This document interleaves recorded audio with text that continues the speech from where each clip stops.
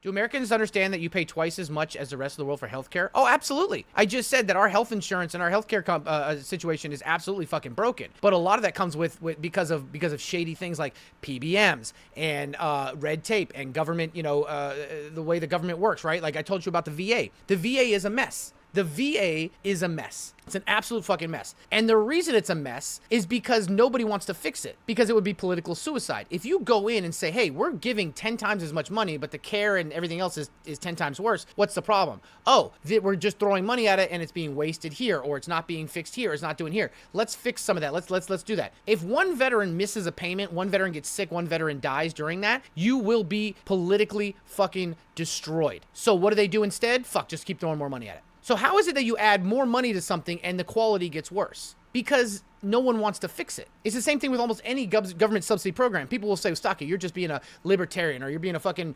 a right-winger when you say that. No, that's true. How we go about fixing it is up for debate. But there is no debate that government programs are run horribly. People say they're underfunded. No, a lot of them are not underfunded. A lot of them are mismanaged, but nobody wants to say that. I'm not even talking about cutting funding. I'm saying people will say they're underfunded. A lot of times they're overfunded. They're just mismanaged. So the results are terrible. Nobody wants to say that. This is the quiet part out loud that everyone is afraid to say. People on the right want to say that government funded agencies, right? These are the two biggest talking points. On the left, underfunded. On the right, overfunded. There it is. Easy to say. That's great talking points. That's great for elections. That's great for campaigns. The truth is both of these are wrong. And both of them are right. The truth, though, is it's mismanaged. It's mismanaged. A lot of these agencies are just mismanaged. And we keep throwing more and more money at them, and the quality keeps getting worse and worse and worse. And we look for anecdotal reasons why it's bad. Oh, it's this or it's that. It's this. It's mismanaged. Nobody wants to go in and fix it because they're worried that because once you give something, you can't take it away. Any type of subsidy. Once the government starts subsidizing or starts giving credits or starts funding something, they can never take money away from it without a huge outcry and a huge block of voters that will vote against them, because a vast majority of Americans are single issue voters. They're single issue voters. There's people on the left that vote only for the candidate that promises to legalize drugs. Or people on the right that vote for only the candidate that voted to protect gun rights. Or people on the left that vote for the candidate that's going to bring legislation for gun control. Or people on the right that will vote for somebody only because they say they're a Christian. It doesn't matter. Abortion, right? It doesn't matter. There's so many Americans that are single issue voters. So when you go to take funding away or fix it, if you fuck it up or one person, loses money or anything happens, there's going to be an outcry and you can lose a big block of voters. And so this money is mismanaged. Why is it mismanaged? Because these are large agencies that continue to grow and grow and grow. So you either have to add more people working there, and nobody wants to add more government employees, or you have to go in and find out and audit it and figure out where it is, which takes time and money, and nobody wants to deal with that bullshit. And if you do find that money is being mismanaged and you start drying up that money or taking that money away, if somebody gets hurt during that or somebody isn't taken care of, then it's going to be you are the one who voted that, and then that's the reason that person died, got sick, or was hungry. So what do? We just keep throwing more money at it. We figure if we throw, for every $100 billion we throw, if 10 billion of it actually goes to working, then we did a good job, right? A little bit better. And then we can do a headline. Oh, we put more money and that's going to be for this. It's heavily mismanaged. Isn't the Office of Inspector General technically responsible? $4 trillion a year to like 600 agencies. Who's going to go through and do that? This is about mismanagement. The VA, for example. I go to the VA. The VA is heavily mismanaged. The VA gets a shitload of money, and yet it is horrible. Not just for the veterans, for the workers there. I went through 7 doctors since COVID because they kept quitting because they were overworked and underpaid. They would go private sector or move to a VA hospital somewhere more remote that opened up so they had less of a caseload. I'm unpopular for saying this, but I don't give a shit. 2% of our budget goes to veteran disability payments. And I can tell you this right now. I don't give a shit what anybody says. There are a lot of veterans that are taking advantage of that system that are getting payments that don't deserve them. I'll get hate for that because you'll be like, how dare you say that? This person signed up to go to war for this country and protect this country. They deserve every penny they get. No, it's not true. That is not true. There are people at the VA that will tell you, I'm an advocate. I can get you 100%. I have been told this many times. I'm not blaming the veterans. I'm blaming the system. They have patient advocates, veteran advocates that get commissioned too, by the way, that will tell you, I can get you 100%. Did you ever see combat? No, I can still get you 100%. You think I'm picking on veterans? No, I'm a veteran. I have been offered 100 times, 5 or 6 times. hey, I can get you 100%. You saw combat, you deal with this, you were in burn pits and stuff like that. We can talk about this and this and this, and I can get you 100%. And I decline it. I decline it. There's just no way I would feel comfortable with that. But I know veterans. I was in an intake program for 4 months at the Miami VA. I met dozens, if not 100 veterans. And a lot of them never got deployed, and they were on 100% total and permanent, and they were working jobs on the side. It's not the veterans, it's the mismanagement. So what do they do? Well, you can't deny benefits for somebody, because if they go online, if they start a group, if whatever, then next thing you know, the government is not taking care of its veterans. It's not providing. They deserve it. Hoorah, because the right, especially Republicans, spent hundreds of millions, if not billions of dollars, actually tens of billions of dollars, all after 2003 in Iraq, paying for advertisement and to keep the, support our troops, the whole 9 yards. And listen, I'm not shitting on vets, right? But they spent that money because guess what? That was a good way of keeping the war going and doing the Patriot Act and the NDAA and all that stuff like that. But here's the problem. They now can't go back and not pay out veterans. Because if you deny somebody who could, let's say there's 100 guys who apply for 100%, and 5 of them deserve it. And if you block 95 of them that don't deserve it, and then 5 of them who don't get the money, guess what? This is a headline. And then that picks up steam. And now you don't care about veterans. And your Republicans, especially their voter base, is not going to be happy with them denying combat veterans what they're due. I'm just using this as one example. I'm not going after the VA. But that's one example of mismanagement. Just pay everybody. Just pay everybody, because we can't deal with it. We can't go through and fix this out. Just if they have this, qualify for it, do whatever. Here's another one. And this is a tough one, because how do you deal with this? They now say that if you were a woman and you were in the service and you say that you were assaulted, they will give you a pension. Now, there's no way of proving it, because obviously, unless it was on video or you had something taken care of in the military at the time, and you didn't, because as a woman, you were afraid of repercussions and ostracization, right? A lot of women went through some really fucked up shit, but they don't do that. So what does that mean? There will be people that take advantage of that. And I'm not taking anything away from the people who deserve it. But that's another one, right? And so it's one of those things where you add layers of this, but take the VA out of it and add it to any other agency. Now, with the VA, they have this all the time.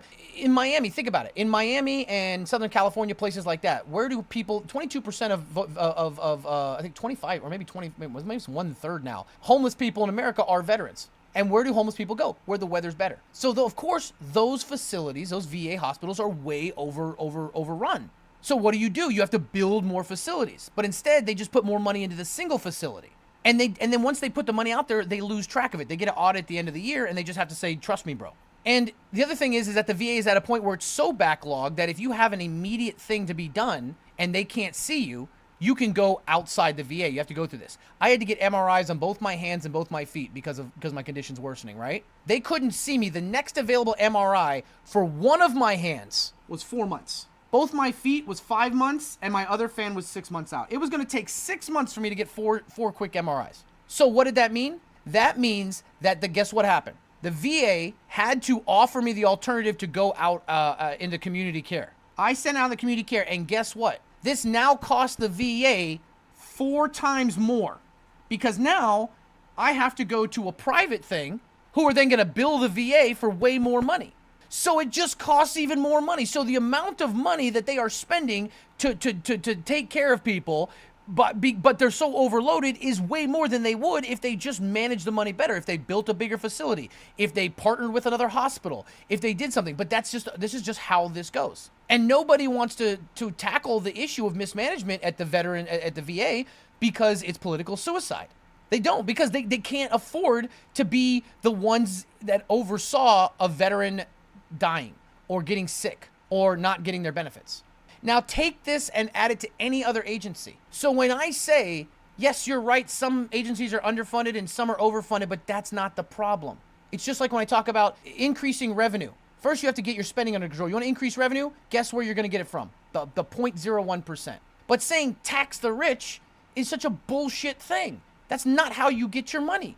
The loopholes are already in place for that to go away. There's no income tax. There's no flat tax, VAT tax. You got to go for actionable things like taxing or getting revenue from the loans that they take off of their equities, or eliminating the GRAT, or many other things.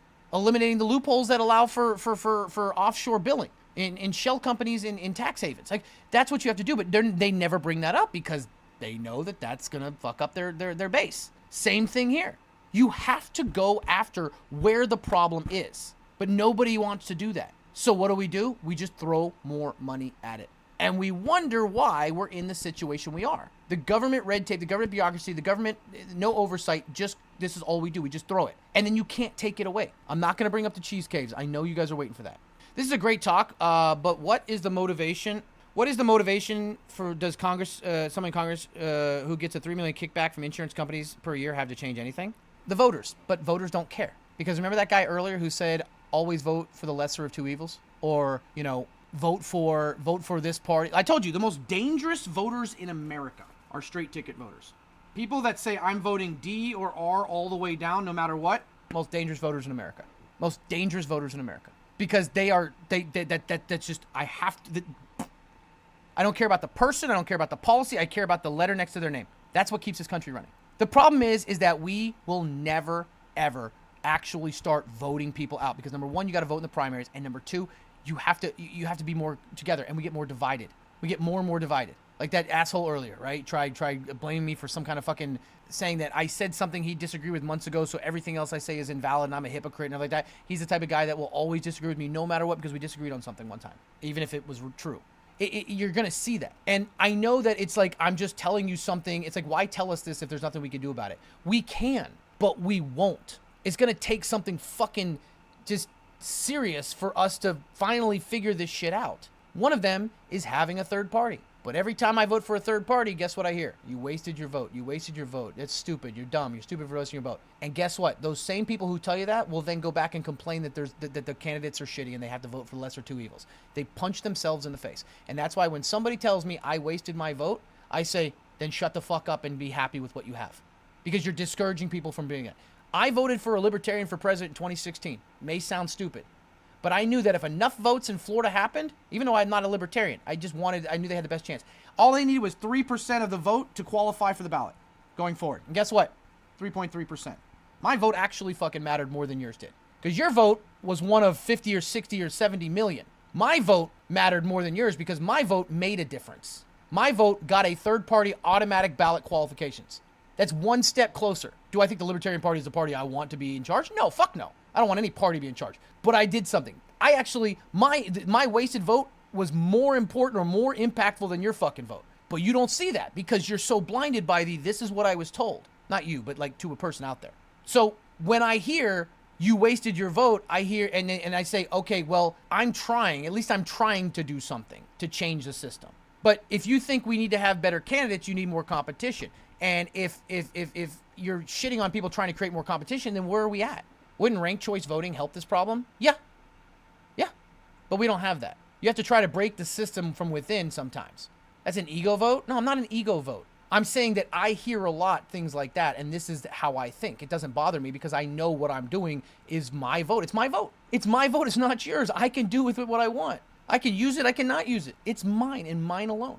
And I refuse to, it's the same thing with my money, right? Like how I invest. It's my investment. It's my money. I'm not even telling other people to do what I did. I'm just telling you what I did because I'm not afraid of pushback.